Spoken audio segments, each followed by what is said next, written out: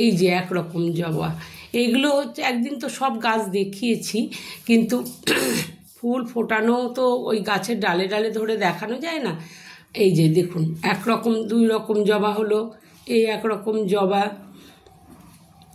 এই একরকম জবা, 3 রকম জবা হলো এখানে। এই যে স্থলপদ্ম দেখুন কি সুন্দর ফুটে আছে গাছে। ঠিক আছে, আমাকে বাইরে ফুল কিনতে যেতে হয় না। এই যে শিব পুজোর জন্য আরও বহুত রকমের ফুল আছে। এই যে নীল অপরাজিতা,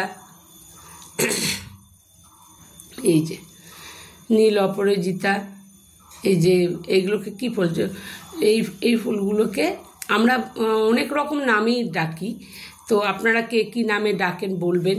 ঠিক আছে, আর একটা কথা কি, যেমন হচ্ছে ফুলকে ভালোবেসে করে, যেমন আমার এত ফুল ফুটছে, এত ফুল মানে এটা এক সিকি অংশ তুলেছি ফুলটা।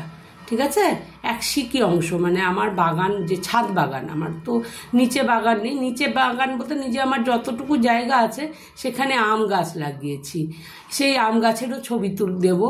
আমগুলো ঝরে ঝরে পড়ে যাচ্ছে, তো আম গাছগুলোর ছবি দেব। তো এখন হচ্ছে যে এই গাছগুলোকে না আমি খুব ছোটোর থেকে যত্ন করেছি, এত যত্ন করেছি, প্রচুর সার দিয়েছি। কি সার দিয়েছি আমি হচ্ছে নিম খোল দিয়েছি গাছের গোড়ায়, এমনি খোল ভিজিয়ে পচিয়ে দিয়েছি, তারপরে আলুর খোসা পচিয়ে দিয়েছি, তারপরে কলা পচিয়ে দিয়েছি। আমার ড্রাগন গাছ আছে, প্রচুর ড্রাগন গাছ আছে, একটা জায়গা ধরে ড্রাগন ফল ফুটুক আপনাদেরকে দেখাবো।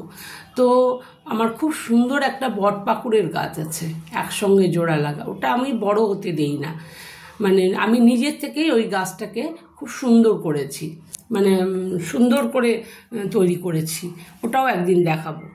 তো হচ্ছে এই গাছগুলোতে এখন আমার এত ফুল দিয়েছে, এত ফুল দিয়েছে, আরও আছে আমার বেলি ফুল আছে, টগর ফুল আছে, ওই টগর ফুল গাছ ভর্তি কলি এসেছে, এখনও ফুল ফোটেনি।